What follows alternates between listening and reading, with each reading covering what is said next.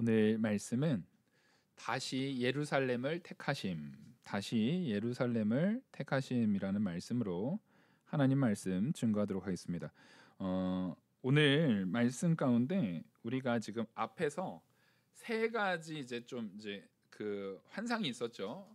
화석류 나무 사이에 선 그 자와 네 말들에 대한 비유, 그 환상과 그 네 뿔, 그 네 대장장이, 그 다음에 측량줄을 잡은 자 해가지고 이렇게 환상을 통해서 하나님께서 다시금 이스라엘을 회복시키고자 하는, 그리고 이스라엘을 괴롭게 한 자들에 대해서 하나님이 심판하신다라는 부분을 명확히 예화를 통해서, 이 환상을 통해서 보여준과 동시에 6절부터는 이스라엘이 회복될 것에 대한 부분을 이제는 현실적으로 확증시키는 단계입니다. 확증시키는 단계로서 6장에 이제 이렇게 하나님이 보여준 대로 너희는 이제 무엇을 해야 되냐면 이제 돌아오라는 겁니다. 그래서 6절 보시면 오호라 너희는 북방 땅에서 도피할지어다.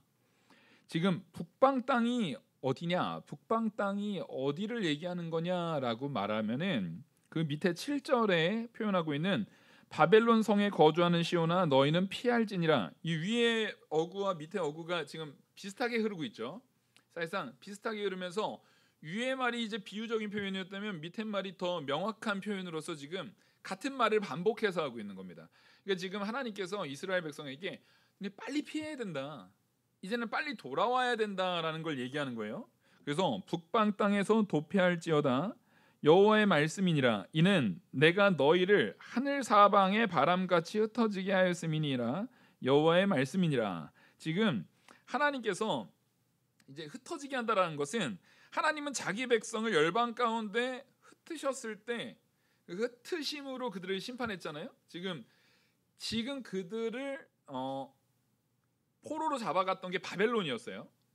근데 현재는 누가 집권하고 있을 때입니까? 지금 스가랴 당시에는요, 바벨론 이미 망했어요. 바벨론 이미 망했고 이때는 지금 페르시아예요. 페르시아가 집권할 때예요.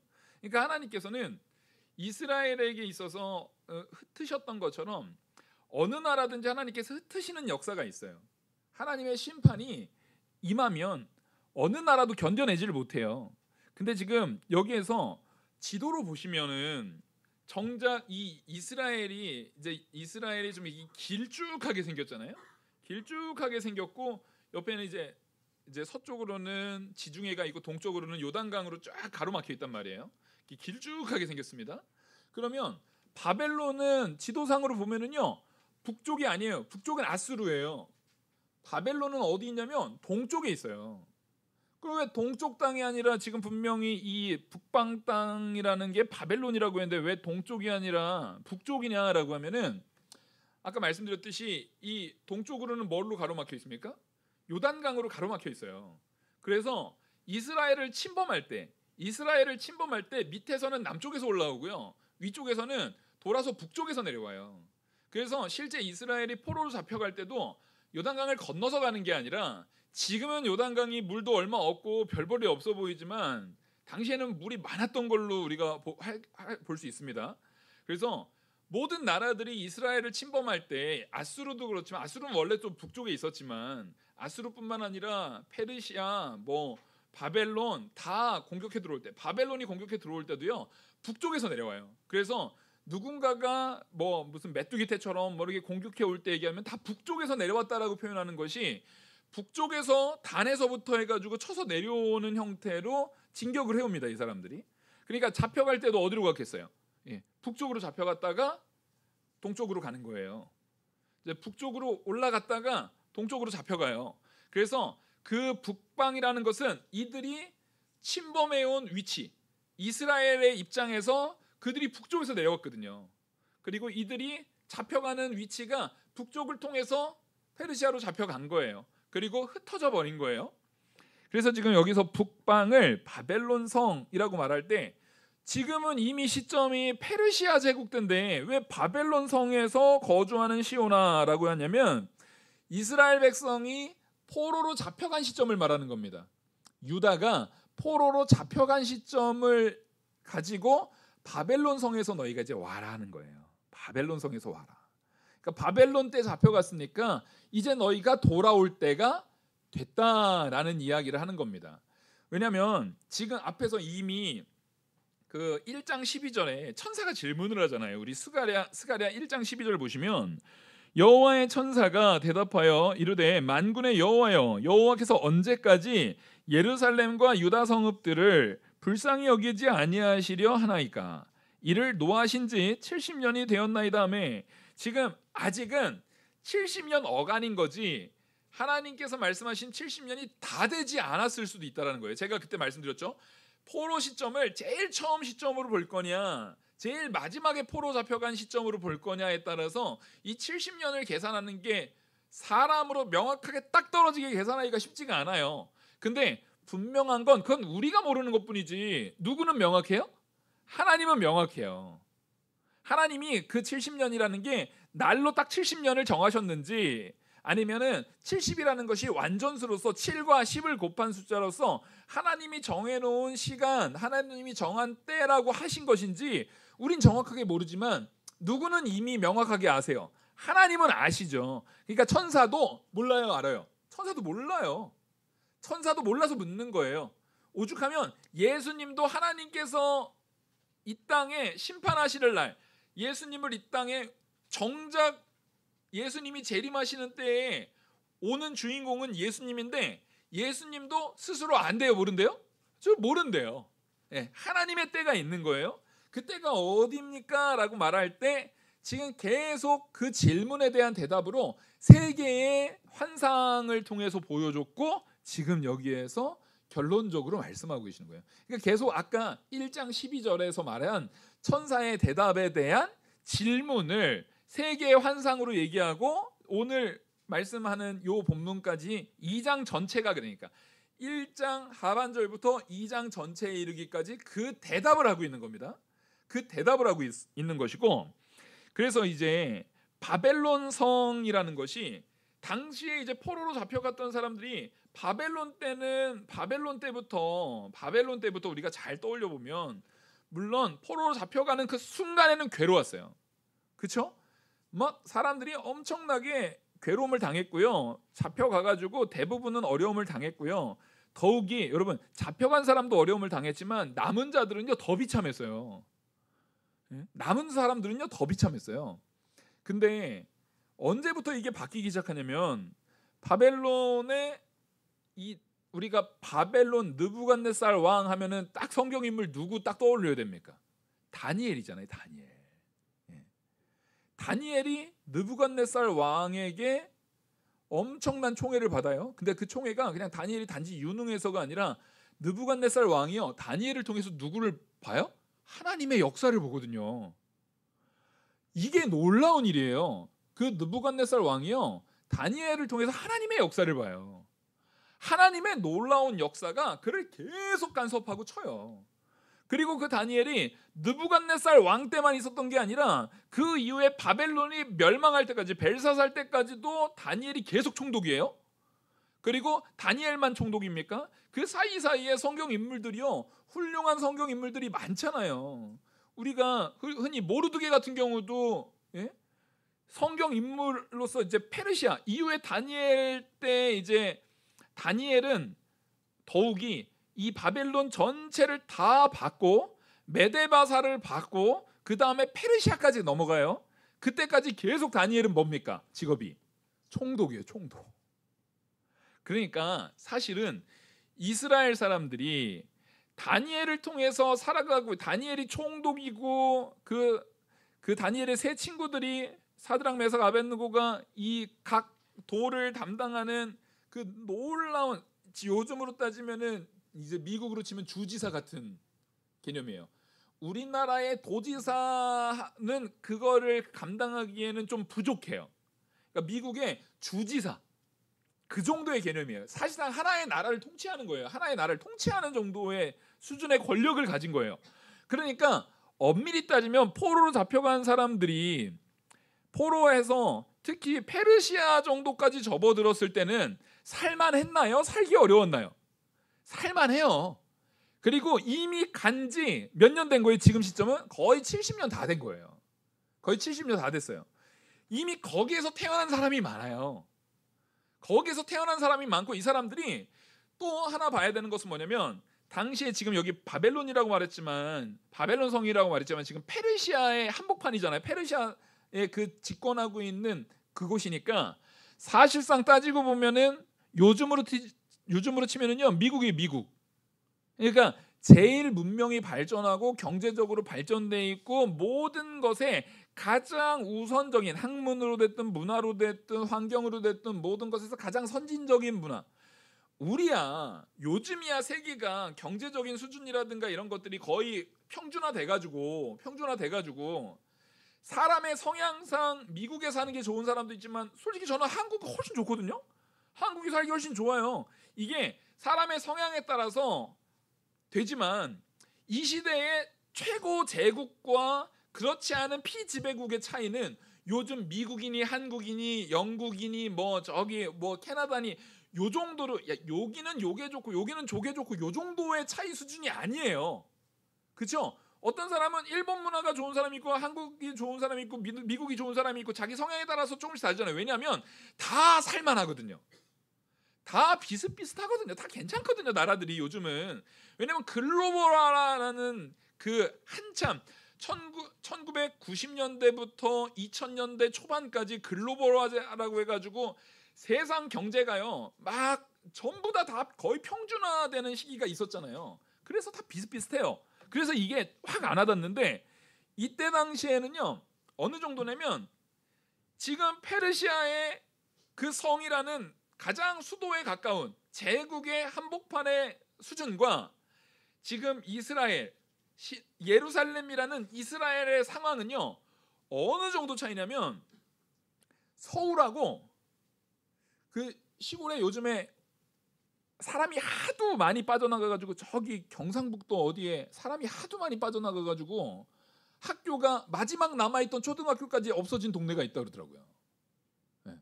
그래서 아예 거기는 이제 학교 자체가 아예 없어요. 네. 학교 자체가 아예 없고, 그래서 그 동네에 뭐래더라? 몇 세 아동이, 원래 그 아동이 몇 세는 다 있잖아요. 1세도 몇 명 이렇게 있어야 되잖아요. 근데 몇 세부터 몇 세까지 아동이 아예 없는 동네가 지금 경상북도 어디래요. 거기 아예 없어요. 학교도 없고요. 아예 없어요. 그래서 아예 소멸지대가 돼가지고요. 그 도시 자체가 없어져서 어디에 뭐 이렇게 속해서 편입된 데나 뭐래나 아예 그게 없어져 버리는 동네가 있대요. 지금 그 정도 수준이에요. 차이가. 서울은 전 세계적으로도 큰 도시잖아요. 그죠? 전 세계적으로도요. 미국 사람들은 서울 오면 놀래. 한국은 이렇게 잘 살아? 이렇게 놀래요. 특히 미국이나 이제 캐나다나, 우리는 거기 좋은 나라인 거지만, 거기에서 와가지고 한국의 지하철 보면은 엄청 좋다고 막 놀래요. 막 스크린 도어 같은 거 보면은 막 놀래고, 막 야, 이렇게 좋냐고 나라가, 어떻게 이렇게 잘 사냐고 할 정도로 깜짝깜짝 놀래요. 그러니까 그 정도로 큰 차이예요 지금. 그러면 여러분, 지금 이스라엘 백성들이 지금 하나님께서 70년 포로 생활 이후에는 이제 다시 돌아오게 하시려고 하는데, 그러니까 하나님께서 포로 생활이라는 것을 우리는 생각할 때, 포로 생활은 진짜 이가 갈리는 70년 이렇게 생각하잖아요. 근데 정작 이스라엘의 포로 생활이 이가 갈리는 70년이 아니었어요. 포로 생활 중에도 누구의 은혜가 있었어요? 하나님의 은혜가 있었어요. 모르드게를 보면 알잖아요. 모르드게라는 위대한 인물을 통해서, 에스더서를 보면서 모르드게라는 위대한 인물을 통해서 하나님께서 뭘 보여줘요? 부림절이란, 지금도 유대인들이 부림절을 지킵니다. 예? 구약에 있는 절기 중에 아직까지 가장 활발하게 지키는 게 부림절이에요. 그러니까 그 부림절은 하나님이 유대인만 사랑해를 아주 가장 세게 표현한 게 부림절이거든요. 그 모르드게 사건이잖아요. 그거 아직도 지켜요. 그러니까 하나님께서는 오늘 여호와 삼마와 같이, 우리 여호와 삼마와 말씀과 같이 이스라엘 백성들, 우리 택한 백성들, 여러분들이 이스라엘이에요. 우리가 시온이란 말이에요. 우리가 어디 있든지 간에 하나님께서 우리를 어떻게 해요? 지켜요. 그러니까 여러분들은 어디 가서 나 저 사람 때문에 못 살겠어 이런 얘기 함부로 하면 안 돼요. 그 사람 큰일 나. 여러분들의 그 입이요, 누구 하나 정말 죽이고 싶으면은 그런 말 그냥 쉽게 하시면 돼요. 아 진짜 나 쟤 때문에 나 못 살겠어. 아 나 저 인간 진짜 사라져 버렸으면 좋겠어요. 여러분들이 시원이라니까요. 여러분들의 입에 이 말이 얼마나 엄청난 능력을 가졌는지를 아셔야 돼요. 여러분들 누구 함부로 미워하지 마세요. 그래서 하나님께서 성도인 우리에게 누구까지 사랑하래요? 원수까지 사랑하라는 얘기는 하나님이 우리 입술의 말에 뭐 하시고 계시기 때문에 그래요? 귀 기울이신다니까요. 하나님이 우리 말에 귀 기울여요. 우리한테 함부로 한 자들에 대해서 하나님께서 가만두셔요? 가만두지 않아요. 그러니까 여러분들이 저주를 하잖아요. 근데 그 저주가 여기서 저주하고 저기서 저주하고, 저주가 성도들이 막 저주를 서로 막 중첩해요. 그러다가 이스라엘 망한 거예요. 그러다 이스라엘 망한 거예요. 누구 기도를 들어요 도대체? 그러니까 우리는요, 남을 용납하고 용서하고 사랑하고 포용하는 마음으로만 사셔야 돼요. 왜냐하면 내가 암만 이 사람을 용납하고 사랑하고 포용하고 해도 만약에 하나님 판단하기에 이놈은 안 되겠다, 감히 내가 사랑하는 우리 누구한테 이렇게 대해? 하나님이 그 사람한테 갚으실 거거든요. 여러분이 말 안 해도. 그러니까 하나님께서 우리의 입에는 항상 뭐 하라는 거예요? 원수까지 사랑해야 하라는 거예요. 그 사람을 축복을 빌라는 거예요. 그래서 그 사람에 대해서 온전하게 하나님께서 그 사람도 변화시키시고 그 사람에게도 복 내리시기를 바라는 거예요. 그래서 성도가 들어가면은요, 성도가 들어가면 그 공간이 뭐가 되는 거예요? 화평한 공간으로 만들어 버려야 되는 게 하나님께서 우리에게 명령하신, 하나님께서 우리에게 이끄시려고 하는 하나님의 뜻이고 계획인 거예요. 우린 그걸 분명히 알아야 돼요. 하나님께서 그렇게 우리를 택하셔서 이스라엘 백성들이 바벨론으로 잡혀갔을 때는요, 다니엘을 통해서 어디가 흥해요? 바벨론이 흥해요. 다니엘 때문에요, 바벨론이 막 잘 돼요. 요셉이 애굽에 잡혀갔는데, 분명히 애굽에 노예로 잡혀갔는데 애굽의 총리가 돼가지고 요셉이라는 하나님의 인물이 들어가니까 애굽이 어떻게 돼버려요? 그 7년 대기근을 요셉이라는 인물, 하나님이 함께 하시는 인물 때문에 넘어가 버려요. 넘어가는 정도가 아니라 그때 실제 인류 역사 기록에도요, 이집트의 영토가, 이집트가 가장 부강하게 된 시점이요, 그 7년이라는 그 풍작 이후에 그거를 요셉이 잘 모아놓잖아요. 곳간에다가 잘 쌓아놓고 그것을 가지고 나중에 7년 대흉년 가운데 그 주변에다가 팔잖아요. 그리고 이거를 보면서 야, 이거는 뭐 저 사람들 저거 결국에는 자기들 그거 가지고 장사한 거네가 아니라, 만약에 요셉이 그거 가지고 팔지 않았으면 그 주변 나라들 지금 남아 있을까요, 안 남아 있을까요? 다 아예 멸종해 버려요. 요셉이 아니었으면은요, 이집트뿐만 아니라 그 주변 국가들 자체가 멸종해 버려요. 하나님이 요셉을 통해서 애굽만 살리신 게 아니라, 따지고 보면 그 아프리카 대륙부터 해가지고 중앙아시아 근동에 있는 모든 지역, 거기에서 그거 물건 살아오는 거 보면은요, 지금으로 따지면 거의 몽골 근처까지 있는 사람 족속들까지 다 와요. 다 살리신 거예요 지금 하나님이. 그러니까 하나님이 그 하나님의 역사로, 하나님이 택한 하나님의 성도 그 한 명을 통해서 이루시는 역사로 인류를 살리신다니까요. 여러분들이 바로 그런 존재예요. 우리 하나하나가요, 우리의 기도가, 여러분의 기도가요, 뭘 살릴 수 있는 기도인 줄 아셔야 돼요? 인류를 살릴 수 있는 기도인 줄 아셔야 돼요. 우리는 내가 성도라는 것에 대해서, 내가 믿음을 가진 성도라는 것에 대해서 너무 별거 아니게 생각해요. 이게 문제예요. 우리가 가진 하나님과의 관계 속에서 하나님의 자녀된 우리가 가진 이 기도의 능력과 예배의 능력과 찬양의 능력에 대해서 너무 별거 아닌 것처럼 생각해요. 여러분들이 예배하는 여러분들을 하나님께서 온전하게 살게 하기 위해서 이 나라를 아직 하나님께서 보호하시는 줄 믿으시기 바랍니다. 그게 사실이에요. 왜 일제시대 때, 도대체 우리나라가 일제시대의 그 상황 가운데서, 그 식민지 상황 가운데에서 어떻게 우리가 지금 구원을 얻어요? 어떻게 우리가 독립을 해요? 독립이 말이 돼요?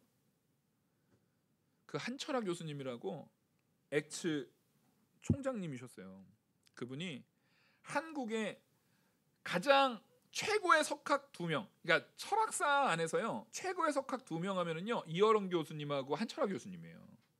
이 둘이 최고의 석학이에요. 근데 이어령 교수님은 세속 학문에 이제 최고로 갔다면 한철학 교수님은 그 철학 말 그대로 전 세계적으로 인정받는 철학자인데 신학적으로 이 최고의 가치를 담당하셨던 분이에요. 그래서 옛날에는요 총신, 장신, 고신 막 이런 대학들 있잖아요. 여기는 원서만 아주 옛날에는요 여기는 그 일반 학계에서는 쳐주지도 않았어요. 신학교를 일반 학계에서는 아예 쳐주지도 않았어요. 아주 옛날. 이거는 지금 얘기하는 거는 80년대 전을 얘기하는 겁니다. 70년대 이전으로 가면은요 어디를 되게 인정해줬냐면 엑츠를 인정해줬어요. 엑츠를 인정해줬던 게 거의 90년대까지 와요. 왜냐하면 엑츠를 세운 분이 누구니까? 이유 딱 하나예요. 한철학 교수님 때문에 엑츠가 인정받았어요. 그래서 저하고 딱 한 10살에서 띠동갑 되는 나이쯤, 그러니까 한 67년생, 68년생, 69년생 고쯤에 신학교 가신 분들은요 총신이나 장신 가신 데보다 엑츠 가신 분이 공부 더 잘하신 분이에요. 그때 엑츠에 그러니까 한 68년생, 69년생 막 요정데 67년생 요 정도쯤에 엑츠를 만약에 좋은 성적으로 가셨다. 그럼 그 사람은요 실제로 그냥 일반 학교, 일반 학문의 학교를 가려고 그러면 서울대 갈 수 있는 사람이 신학하려고 엑츠 간 거예요. 그 정도로 한철학 교수님이 정말 대단한 사람이거든요.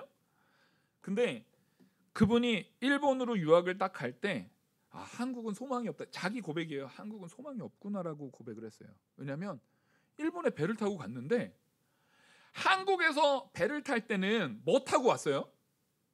일단 자기 동네에서 나룻배 타고 큰 항구, 그나마 그 군산항 같은 데다가 거기까지 가는데 일단 동네에서 나룻배 타고 거기까지 가요. 그러면 군산항에서 한국 배가 아니라 누구 배를 갈아타고 가는 거예요? 일본의 배를 갈아타고 일본으로 간 거예요. 일본의 거기에 항구에 어느 항구였는지 모르겠어요. 근데 거기 항구에 딱 정박을 딱 해가지고 이제 이따가 내리려고 딱 나와 보니까 앞에요 항공모함이 여러 대가 있는 거예요. 당시에 일본이 잠수함도 있었어요. 한국은 소총이 우리는 막 독립군들이 막 대단한 것 같잖아요. 독립군 전체에서 소총이 100정이 안 됐어요. 뭐 들고 싸웠어요? 죽창 들고 싸웠어요, 진짜. 그러면 이게 사실 독립이 가능해요, 불가능해요? 항공모함이 있는 나라하고 잠수함까지 있는 나라하고 소총 100정도 없는 나라하고 소총이 100개가 안 된다고요. 그나마도 소총에 총알이 없어가지고 얼마 별로 쓰지도 못하는 정도예요. 이게 독립이 가능해요? 정말 독립군이 전쟁을 잘해가지고 싸움을 잘해가지고 우리가 독립한 거예요? 그건 말도 안 되는 소리예요. 그러니까 한철학 교수님이 자기의 그 회고록에 일본의 그 항공모함을 보고 한국엔 소망이 없다.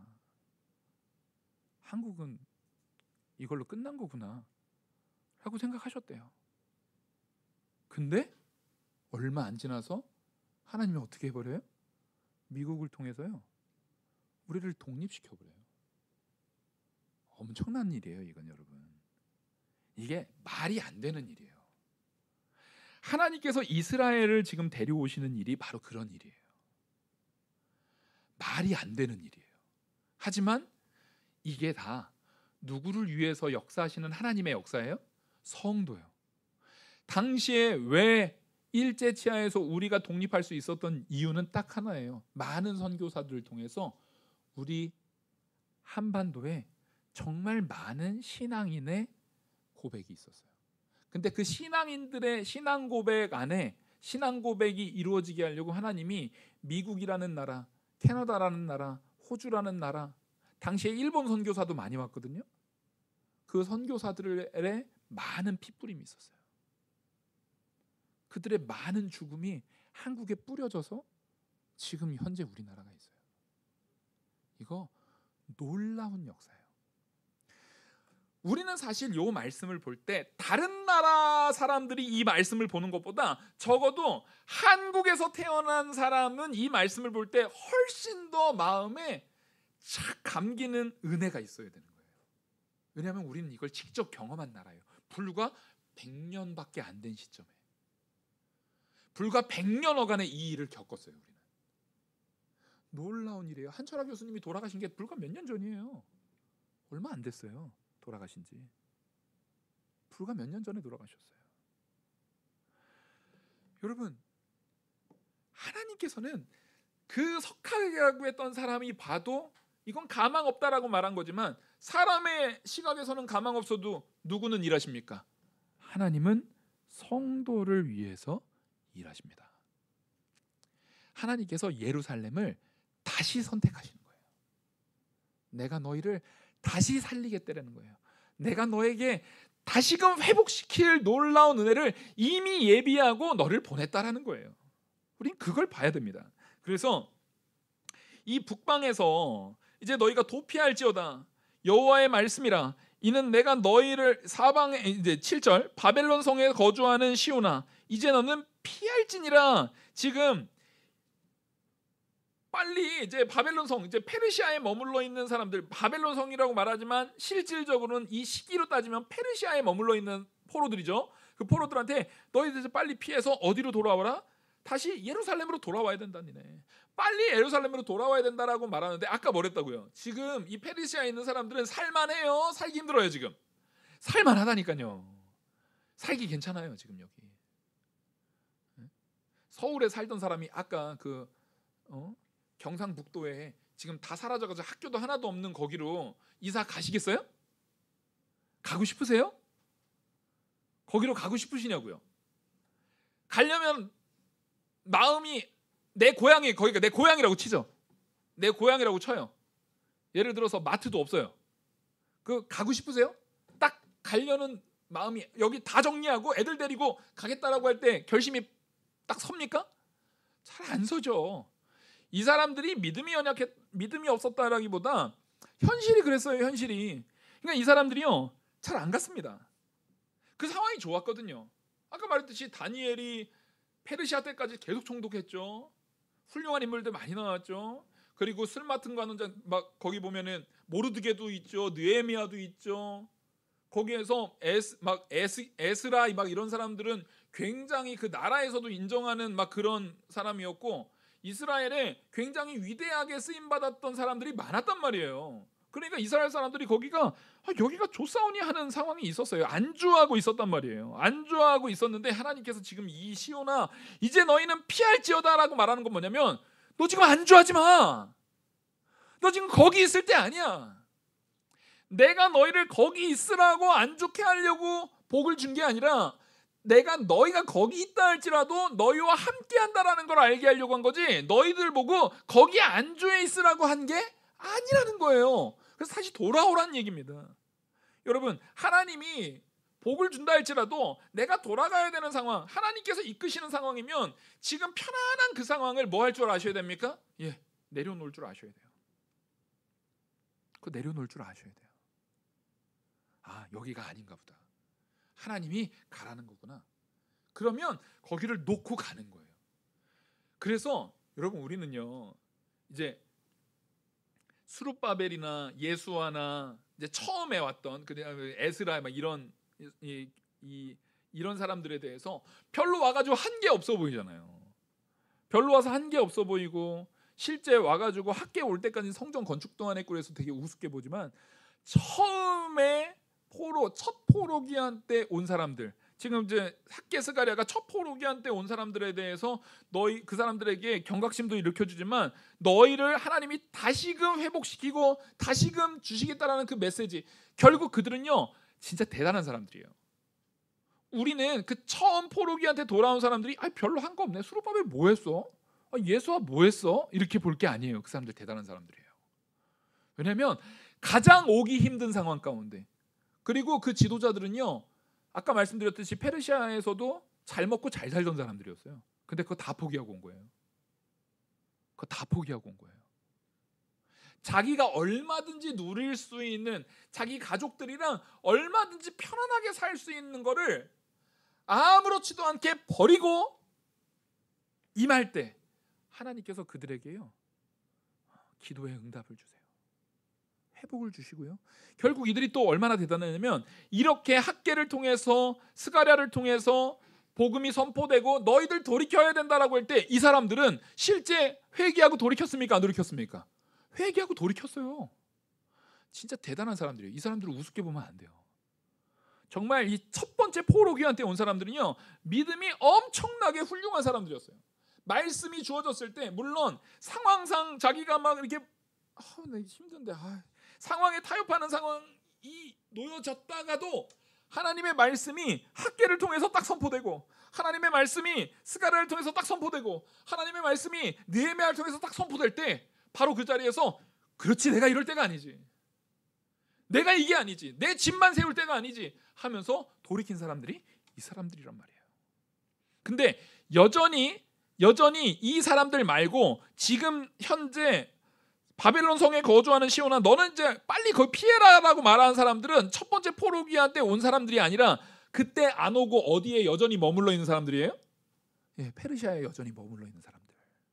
그 사람들을 향해서 말하는 거예요. 너희들 빨리 피해라. 그래서 8절에 만군의 여호와께서 이같이 말씀하시되 영광을 위하여 나를 너희를 노략한 여러 나라로 보내셨나니 너희를 범하는 자는 그의 눈동자를 범하는 것이라. 지금 너희들이 무엇 때문에 못 오는지를 안다. 아니 갔다가 또 망하면 어떡해. 지금 그나마 정착해서 괜찮은데 갔다가 또 어려움 당하면 어떡해. 또 침략 당하면 어떡해. 또 거기서 괴로움 당하면 어떡해. 니네 그거 두려워서 하는 거 아니냐. 근데 하나님께서 뭘 약속하시냐면은 만군의 여호와께서 이같이 말씀하시되, 이 말이요, 만군의 하나님께서 이같이 말씀하시되 영광을 위하여라고 말한 요게 직역을 하면은요 영광의 등이라 불리는 하나님께서 말씀하시기이라는 거예요. 모든 사람들이 다 인정하는 영광의 등이라, 하나님이 임재하시면 거기에 영광이 있는 거예요. 그러니까 하나님이 영광의 등이라고 불리는 것은 하나님이 나와 함께 계셔야 영광의 등이 되시는 거예요. 그러니까 영광의 등이라 불리시는 하나님께서, 그러니까 너희와 함께 하실 그 하나님께서 지금 너희들한테 말한다. 그 하나님께서 너희들한테 말하니까 이거 이제 이 말대로 살면 되는 거예요. 걱정할 필요가 없는 거예요. 그 하나님께서 말씀하시되 나를, 여기서 나를이라는 것은 스가랴 얘기하는 겁니다. 그 하나님이 스가랴를 너희들을 회복시키려고 지금 보냈다라는 거예요. 여기에 그뿐만 아니라 지금 스가랴가 유대 안에서만 얘기하는 것 같지만 스가랴를 통해서요 이 말이 만방에 퍼지게 하신다는 거예요. 하나님께서. 그래서 너희를 노략한 여러 나라로 보내셨나니 너희를 범하는 자는 그의 눈동자를 범하는 것이라. 아마 스가랴가 여기에서도 전하고 그 페르시아 본토에서도 전하고 여러 군데서 전했던 것 같아요. 그렇게 모든 곳을 다니면서 전하면서 이렇게 말하는 거예요. 지금 뭐냐면 너희를 범하는 자, 그게 페르시아에 머물러 있고 거기서 머물러 있는 그 사람들이 왜 두려워서 머물러요?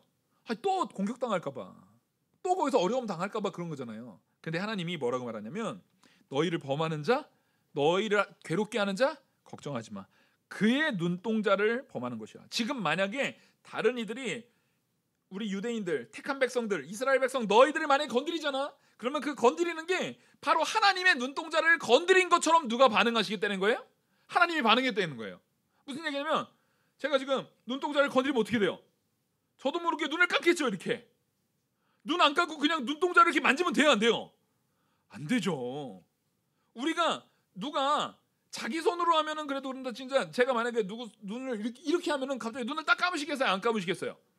당연한 거잖아요. 이게 반사적으로 당연히 나타나는 거잖아요. 그리고 이거는 나중에 찔른 다음에 한참 있다가 깜빡거리는 거예요? 찔리기 전에 감는 거예요? 찔리기 전에 감잖아요. 이게 즉각적으로 일어나는 거 아닙니까? 사람이라면 이걸 모르는 사람이 있어요, 없어요? 다 아는 거잖아요. 즉각적으로 일어나는. 하나님께서 이제는 너희들을 괴롭게 하는 이들에게 즉각적으로 반응하신다라는 거예요. 그러니까 이게 얼마나 직관적으로 이해하기 좋게 적은지 몰라요. 이거 그죠? 말씀이 어렵게 적은 게 아니라 정말 이해하기 좋게 적은 거예요. 즉각적으로 바로 하나님께서 반응해서 역사하시겠다는 거예요. 바로 역사. 그래서 내가 이제 하나님이 너희를 위해서 즉각적으로 너희를 보호하고 역사할 거니까 두려워하지 마라. 그러면 우리가 믿어야겠어요? 안 믿어야겠어요? 믿어야죠. 그래서 9절에 내가 손을 들어 손을 그들 위에 움직인즉 그들이 자기를 섬기던 자들에게 노략거리가 되리라 하셨나니. 자, 그들이 누구예요? 페르시아가 자기를 섬기는 자들. 그러니까 페르시아가 그동안에 다 통치하고 있었잖아요. 페르시아가 나중에 어디까지 통치 범위를 넓혀요? 유럽까지 넓혀요. 유럽까지 넓혀가지고 그 에스더 남편이 에스더 만나기 전에 젊었을 때, 한참 혈기왕성했을 때, 그때가 우리 영화 300 보셨잖아요. 그게 에스더 남편이에요. 그 머리 없는데 여기 막 한참 막 보석 많이 칭칭 감은 애. 걔가 에스더 남편이에요. 에스더 만났을 때는 좀 나이 들었을 때고, 그때 아직 뭐 모를 때, 젊을 때, 혈기왕성할 때, 거의 그 페르시아에서 그 군대 이끌고 유럽까지 진출하고 그랬던 거예요. 거기서 300 영화에서 거기를 못 이겼다는 게 페르시아가 졌다는 게 아니에요. 나중에 이겨요. 페르시아가 거기 다 이겨가지고 유럽까지도 자기 영역을 다 넓혀가지고 했어요. 근데 나중에 그 점령했던 유럽의 누구요? 알렉산더를 통해서 페르시아가 멸망해요. 그러니까 지금 이 예언이 이루어진 거예요, 안 이루어진 거예요? 이 예언이 지금 페르시아 당시에 지금 일어나는 거거든요. 이게 예언이 이루어지는 거예요. 하나님께서 지금 이렇게 말하는 거예요. 만군의 여호와께서 지금 이거 알게 하려고 그들이 자기를 섬기던 자들에게 노략거리가 될 거야. 이제 거기에 머물면 안 돼, 니네. 거기에 머물면 정말 망해. 그러니까 너희들도 빨리, 만군의 여호와께서 너희들 빨리 피하게 하려고 다시 예루살렘으로 돌아와야 너희가 이제 사는 길이야. 그래서 하나님께서 스가랴 자기를 보냈다라고 말하는 거예요. 그러니까 지금 하나님은 정말 이스라엘이 말 안 들어가지고 이스라엘이 불순종하고 우상 섬기고 나쁜 짓, 온갖 나쁜 짓 다 해가지고 망하게 했는데, 정작 망하게 한 것도 하나님께서 버린 게 아니라 계속 뒤에서 뭐 하고 계시는 거예요. 계속 저거 혹시 넘어지는 거 아니야? 아이고 야 그쪽은 안 돼, 이쪽으로 올라, 이러고 있는 거예요. 지금 어떻게든 살려보려고. 그리고 거기가 좋다고 막 하고 있을 때, 야 이제는 안 돼, 이제는 안 돼, 더 이상은 거기 있으면 네가 위험해하니까 위치도 빨리 이제 돌아오게 만들어주고. 하나님이 지금 이스라엘을요 그렇게 애지중지하시는 거예요. 근데 그게 바로 누구라고요? 우리를 그렇게 애지중지해요. 그리고 우리에게 고통을 줬던 그 바벨론이든 아수르든 페르시아든 모압이든 암몬이든 얘네들이 다 어떻게 돼요? 다 진멸당한다니까요. 다 진멸당해요. 그러니까 우리는 하나님의 택한 백성으로서 남을 함부로 미워하면 된다고요, 안 된다고요? 안 됩니다. 그 사람 큰일 나요. 불쌍히 여기셔야 돼요. 나를 괴롭게 하는 일을 위해서요 긍휼을 가지고 기도하십시오. 그게 하나님 말씀에 순종하는 거예요. 그리고 그 사람도 살리고 나도 영적으로 자라나는 일이에요. 그 사람 살린다는 생각으로요 기도해 주세요. 이거 진짜로 그래요. 여러분의 기도는요 엄청난 능력이 있는 기도예요. 그 기도를 누가 지금 듣고 계세요? 하나님이 듣고 계시는 기도예요. 그리고 여러분들의 그 상황을 천사가 왕래하면서 다 보고하고 있단 말이에요. 그러니까 내가 굳이 누구 저주 안 해도 하나님이 다 알아요, 몰라요? 하나님이 다 알아요. 그리고 그 하나님이 아예 여호와 삼마 지금 누구랑 아예 함께 거하고 계세요. 내 안에 그냥 아예 함께 거하고 계시잖아요. 그러니까 우리는 이 하나님을 바라보고 하나님 말씀대로 내가 움직일 상황을 살아야 돼요. 근데 그게 여러분 잘 생각해 보십시오. 나만 그렇게 살면 되겠냐고요. 지금 이 비밀을 알았어요. 스가랴가 알았어요. 이 비밀을 알아가지고 사람들한테 전했어요. 했더니 그거를 야 큰일 났네, 우리 빨리 예루살렘 가야겠네. 가야겠죠? 가야 되는데 우리 아들이 안 간대. 우리 아들이 아빠 나 가요. 아빠 나 여기 아이비리그 출신인데, 나 페르시아 여기 스탠포드 출신인데, 아빠 나 여기서 지금 잘 먹고 잘 사는, 나 잘 나가는 사람인데 아빠 나 가요. 나 그리고 여기서 나 여기 고향이에요. 혀 꼬여가지고 아빠 나 고향이에요 막 이러면서 막 아빠만 가요 막 이래 버리면 그래? 그럼 나 있어, 난 갈게, 이러실 거예요? 그럼 됩니까? 데리고 와야죠. 끌고 와야죠. 여러분, 자녀에게 복음을 전한다는 건요, 그런 심정이에요. 아, 그래, 얘가 여기 있으면 돈 잘 벌 텐데. 그게 문제가 아니라니까요. 지금 돈 벌고 망하게 하실 거예요?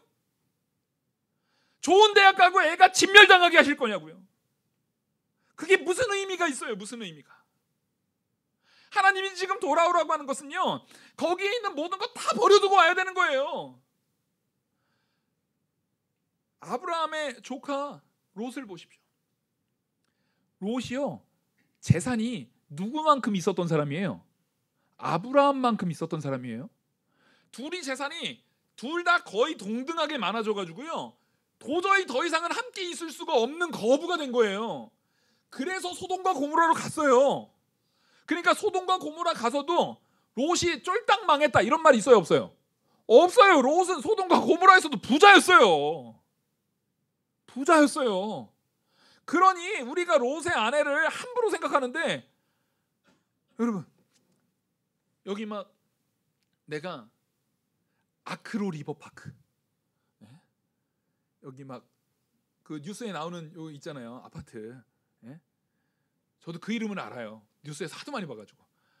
아크로 리버 어쩌고 저쩌고, 뭐 그쪽에 있는 무슨 뭐 아이파크 막 이런데, 막 70억 막 100억 한다는 그 집을 내가 한 3채 가지고 있다 쳐보세요.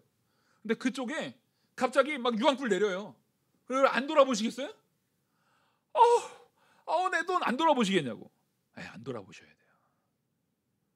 근데 자꾸 고기가 돌아가려고 해요, 안 돌아가려고 해요? 돌아가려고 하죠. 그 돌아가다가 그거 쳐다보고 소금기둥 된 거예요. 롯이 엄청 부자였어요. 엄청 부자였다고요.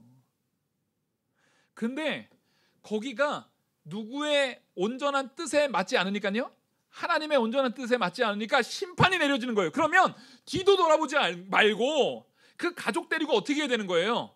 나와야 되는 거예요. 지금 하나님께서 그 메시지를 주고 있는 거예요. 니네 거기서 자녀가 지금 잘 먹고 잘 산다고 네가 지금 그러고 있을 때냐? 빨리 나와라. 너의 심령을 진리로 돌이켜라. 너를 살리는 건 돈이 아니고, 너를 살리는 거는 그 선진국의 뭐 문화나 문명이나 거기서 누려지는 인프라나 혜택이 아니고 하나님이다. 거기에서 너희가 그나마 잘 살게 된 것도 하나님의 은혜였고, 너희가 순종해서 이스라엘로 돌아오면, 예루살렘으로 돌아오면 거기에서는 또 거기대로 누가 베풀어 주신 복이 있다? 하나님이 베풀어 주시는 복이 있다. 그리고 너희들이 진짜 누릴 복은 결국에는 거기도 아니고 예루살렘도 아니고 영원한 천국이다. 지금 그걸 말하고 있는 거예요. 그래서 10절에 여호와의 말씀에 시온에 따라 노래하고 기뻐하라. 이는 내가 와서 내 가운데 머물 것입니다. 그날에 많은 나라가 여호와께 속하여 내 백성 될 것이요, 나는 내 가운데 머물리라. 내가 만군의 여호와께서 나를 내게 보내신 줄을 알리라. 지금 이게 하나님께서 너희들을, 시온의 딸들아 너희들 노래하고 기뻐해. 너희들이 예루살렘으로 돌아가면 거기에서 오히려 노래하고 기뻐할 날이 있어요. 왜? 참된 기쁨은 내가 돈 많은 데 있는 것이 아니라 누가 임재하는 곳에 있는 거예요? 하나님의 임재가 있는 곳에 있는 거예요. 옛날에 예루살렘이 괴로운 지역이었던 이유는 하나님의 임재가 떠났잖아요. 근데 이제 예루살렘이 하나님의 임재가 돌아오셨단 말이에요. 하나님이 임재하셨단 말이에요. 하나님이 돌아오셨기 때문에 여기에 진짜 기쁨과 찬양이 있어요. 그러니까 그 기쁨과 찬양이 있는 대로 돌아오고, 지금 나를 보내신 하나님의 말씀이 지금 이 스가랴의 입술을 통해서 너희들에게 전해지고 있다. 그리고 이 12절, 여호와께서 장차 유다를 거룩한 땅에서 자기 소유를 삼으시고 다시 예루살렘을 택하시리니. 다시 예루살렘을 택하신다라는 것은, 분명히 심판하셨다가 포로 생활 70년이 지나고 나면 다시 택하겠다라고 말한 것을 하나님께서 누굴 통해서 얘기합니까? 예레미야를 통해서 계속 예언하잖아요. 근데 예레미야가 예언할 때 예레미야가 하는 말과 반대로 얘기하던 사람이 있었죠. 선지자 하나냐가 있었어요. 그죠? 예레미야와 반대로 말했던 선지자 하나냐가 있었어요. 그때 예레미야가 하나냐한테 뭐라고 말하냐면요, 나중에 보자. 누구 말대로 이루어지는지. 사실은 분명한 사실은요, 결국 결과를 보면 하나님의 뜻이 온전히 이루어져요, 안 이루어져요? 이루어져요. 그때 예레미야가 암만 얘기해도요, 사람들이 예레미야 말 듣습니까? 하나님 말 듣습니까? 하나님 말 들어요. 거짓 선지자의 달콤한 말이 듣기 좋은 거예요. 예레미야 선지자의 참된 진리는요, 듣기가 싫어요. 정말 듣기 싫어요, 정말. 그래서 예레미야 입을 때려버려. 예레미야 저거 가둬버려. 야, 저거 죽여버리자. 그랬어요. 근데 나중에 하나님께서 심판해요. 그리고 결국 예레미야의 말대로 이루어져요. 그거를 지금 스가랴가 인용을 하면서, 자, 내가 예레미야가 말했던 그 말씀대로 70년 포로 생활 이후에 너희들이 돌아온 거를 지금 이 전하는 말을 듣는 사람은 다 눈으로 확인했어요, 안 했어요? 확인했잖아요. 그죠? 그 확인된 대로 하나님께서 돌아오겠다라고 말은 예레미야와 똑같은 말을 지금 누가 가지고 나오는 거예요? 스가랴가 가지고 나오는 거예요. 그러니까 스가랴가 뭘 얘기하는 거냐면, 야, 예레미야 선지자가 했던 말 하나님 뜻대로 이루어졌냐 안 이루어졌냐? 내가 지금 그 말 가지고 나오는데 이게 하나님 말인 줄 니네가 모른다고? 어디서 그런 말도 안 되는 거짓말을 해? 이게 하나님 말인 줄 너희도 알지 않느냐? 이게 하나님의 메시지인 줄 너희도 알고 있지 않느냐? 하나님이 이렇게 역사하시겠다라고 이미 예레미야를 통해서 얘기했고, 에스겔을 통해서 얘기했고, 이사야를 통해서 얘기하지 않았느냐? 너희 그거 뻔히 알고 있지 않느냐? 근데 지금 당장에 내 눈앞에 보이는 페르시아의 그 윤택한 환경, 그 상황, 그것을 위해서 자녀들의 교육, 자녀들의 부귀, 내가 사는데 내 노후를 위해서 그거를 손바닥으로 태양을 가리고 니네 모른 채 하겠다고? 감히 니네가 지금 그렇게 말하냐? 하나님의 기쁨이 어디 있는 줄 너희도 알지 않느냐? 임재가 이제 예루살렘에 임했다. 그러면 어떻게 해야겠느냐? 이거 지금 답이 정해진 거예요, 안 정해진 거예요? 이미 예레미야 때부터 정해진 답이에요. 그게 이루어졌어요. 그러면 이루어졌으면 원래는 기뻐해야 돼요, 안 기뻐해야 돼요? 할렐루야, 하나님의 뜻이 이루어졌습니다. 할렐루야, 하나님 말씀대로, 하나님 말씀에 주의를 성수해라 그러면, 하나님 말씀대로 제가 주의 성수하고 제가 복을 받겠습니다. 하나님 말씀대로 제가 사랑하고 복을 받겠습니다. 하나님 말씀대로 제가 섬기고 복을 받겠습니다라고 나가야 되는데, 근데 이거 주의 성수하면 내가 이거 손해보는데, 누구는 공부할지도 모르는데, 내가 이거 하면은 내가 요거 좀 손해볼 텐데, 우리가 지금 아직도 그거를 저울질하고 있어요. 이거 지금 누구를 못 믿는 거예요? 지금 하나님을 온전히 믿지 못하고 있는 거예요. 그 자리에서 너희 방향을 돌이키라는 거예요. 그 자리에서 너희 마음을 돌이키라는 거예요. 하나님께서는요, 예루살렘을 택했다라는 겁니다. 예루살렘은 원래 누구 땅이에요? 원래 하나님 땅입니다. 원래 하나님의 땅에서 하나님의 청지기들이 죄를 지니까 잠시 내쫓았던 거예요. 오늘 오전에 말했던 희년법과 안식년의 법이 바로 그 법이죠. 그래서 다시 회복하고 이제는 하나님이 다시 거기에서 윤택하게 한 이후에 돌아오게 하신 거예요. 왜? 주인이 그 주인의 뜻대로 그 땅을 사용하시는 거예요. 청지기인 우리는 그 주인의 사용하심 따라 순종해야 되는 겁니다. 내가 여기가 아니라 더 좋은 데서 있으면 되는데, 내가 거기 있었으면 더 좋았을 텐데, 내가 거기 살았으면 더 좋았을 텐데, 내가 뭐 했으면 더 좋았을 텐데. 아니에요. 하나님께서 지금 저를, 여러분을 이 자리에 두신 데는 하나님의 뜻이 있었던 거예요. 그럼 나를 이끄신 그 자리에, 나를 인도하신 그 자리에서, 내가 선 그곳에서 하나님 앞에 충성되게 살아가면 되는 겁니다. 내가 선 자리에서 하나님 앞에 충성된 삶을 사시는 거예요. 남편 원망할 것도 없어요. 아내 원망할 것도 없어요. 내가 믿음 생활하는데 저 사람 때문에 방해돼? 그런 게 어디 있어요? 내가 믿음으로 하나님만 의지하면은요, 그 모든 것을 온전히 이기시게 하는 하나님의 역사는 더 크신 줄 믿으시기 바랍니다. 하나님의 역사는 거기 있어요. 그래서 마지막 13절 우리 같이 한번 읽겠습니다. 시작. 모든 육체가 여호와 앞에서 잠잠할 것은 여호와께서 그의 거룩한 처소에서 일어나심이니라 하라 하더라. 자, 이게 무슨 얘기냐면, 이게 사실 오늘 말씀의 핵심이에요. 이걸 그대로 해석을 하면은 모든 육체는 여호와 앞에서 잠잠하라. 이게 지금 천사가 물었잖아요. 하나님 어느 때까지입니까? 1장 12절에서 우리 처음 시작에 얘기했죠. 그 시작의 대답이라고 계속 말씀드렸어요. 하나님 앞에 우리 어느 때까지입니까? 언제까지입니까? 하나님 이거 언제 끝납니까? 라고 할 때 하나님께서 지금 말하는 거예요. 잠잠해라. 모든 육체는요, 이스라엘 그 다음에 모든 이방 나라들 천사마저도 다 잠잠해라. 하나님이 임하실 때, 자, 하나님이 임하신다는 것은 왕의 임재예요. 왕이 승전을 부르고 승전의 왕이 말을 타고 싹 다시 복귀할 때 사람들이 그 앞에서 고개 들고 떠들면 돼요, 안 돼요? 안 됩니다. 우리가 디즈니 만화를 너무 많이 봐서 그래요. 디즈니 만화 볼 때 막 이러는데 아니에요. 적어도 한국도 안 그랬고요. 옛날 조선도 안 그랬고요. 고려 때도 안 그랬고요. 중국도 안 그랬고요. 이때도 마찬가지예요. 왕이 승전으로 오잖아요. 그럼 나팔 소리 딱 해요. 그럼 사람들 다 어떻게 합니까? 다 엎드립니다. 그냥 엎드리는 게 아니고요. 배를 깔고 얼굴을 땅에다가 아예 대고 엎드려요. 그리고 찍소리도 내요, 안 내요? 찍소리도 안 내요. 지금 그걸 얘기하는 겁니다. 이미 누가 승리하고 오신 거예요? 하나님이 승리를 이루시고 오신 거예요. 그러니까 하나님 어떻게 했어요? 됐어요? 이겼어요? 어떻게 이겼어요? 왕한테 그렇게 말할 수 있어요, 없어요? 아니, 누가 어떻게 됐어요? 어떻게 됐어요? 이렇게 말할 수 없어요. 그렇게 말할 수 있는 게 아니에요.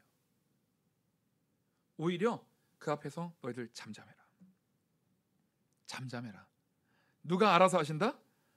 거룩한 하나님의 전쟁을요, 거룩하신 하나님께서 놀라운 능력으로 그 전쟁을 이기실 거예요. 하나님께서 그 여호와께서 그의 거룩한 처소에서 일어난다는 얘기는 하나님께서 그 처소에 일어나서 전쟁을 일으켜 버리신다는 거예요.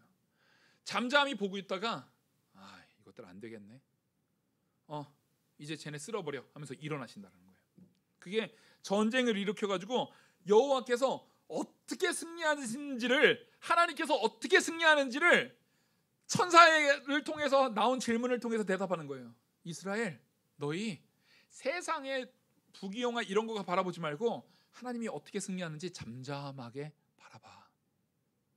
잠잠하게 조용하게 하나님의 승리를 바라봐. 목도해. 오늘날 우리가 하나님의 승리를 바라보는 게 뭘까요? 여러분, 하나님을 의지하고 기도하십시오.